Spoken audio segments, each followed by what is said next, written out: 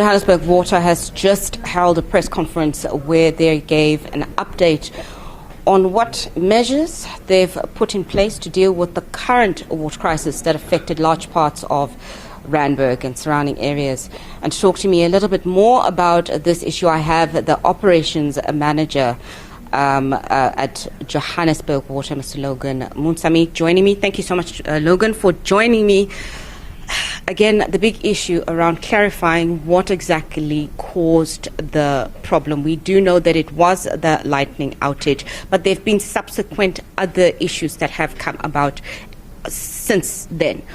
What has caused it, and what have been the other issues that have led to the situation that we're at now? Thank you, Nozi. I think, we need to see this problem in context on how it started.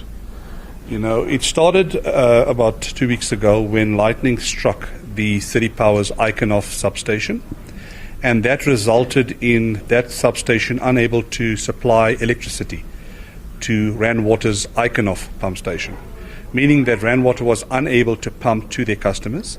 We are not the only customers of Rand Water. Johannesburg Water is one of the customers. There's Tshwane, Ekurhuleni, Mokgali, and various other customers that Rand Water, supplies water to from that system. So that lightning strike issue was resolved the very, very next day, and they resumed pumping. In fact, Rand Water at that point was pumping more than what was required, which was good for the systems to recover quicker. Subsequent to that, a day later, we had an unfortunate incident at the same electricity substation, which City Power manages, in that a feeder board blew, and that again interrupted the electricity supply to Rand Water's Eikenhof pump station, being unable to pump. And during the repair process, which was done quite speedily by the City Power technicians and engineers, but in the lead up to the restoration, our systems were critically low to empty. Pumping resumed, from the Rand Water system, and yet again they pumped more than we required in order to build up the systems. And we basically were looking optimistic. By that Friday, most of our systems had recovered, except for the Randburg systems, namely the Linden 1, Linden 2 reservoirs, Blackgowrie and Kensington B. They were struggling to recover. So we had technicians and engineers on the ground trying to establish what the issue is. The most probable issue that we picked up was air on the system, which we bled. We checked valves to make sure that the supply is, sufficient, or there's no further burst that we simulated. That investigation's carried out through the weekend from the Friday.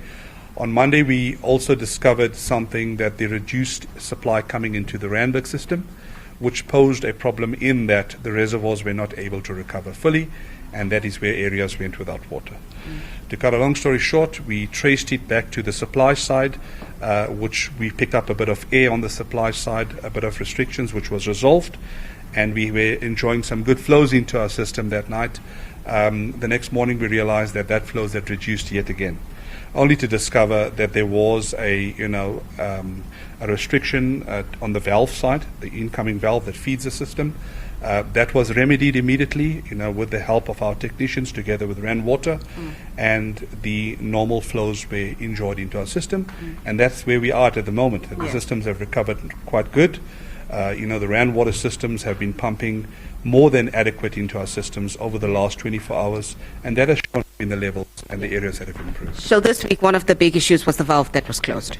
Well, look, the valve is one of the issues that we picked up in searching for this problem. Like I said, we must look in terms of the bigger picture. This is a dynamic system that operates 24/7. You're bound to have certain interruptions or failures on the system.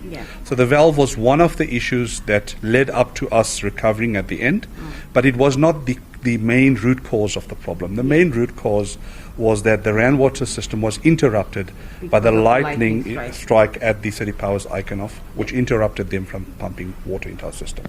The issue of infrastructure again becomes a problem. The lightning strike hits something, that breaks something, that causes an entire crisis. How are you going to deal with the infrastructure issue? Yes. So lightning, is something that we cannot control. However, on our systems, as well as Rand Water systems and our City Power systems, we do have a degree of protection. However, when lightning strikes, it's unforeseen. There is bound to be damage. That's out of our control. But when it does happen, we remedy it.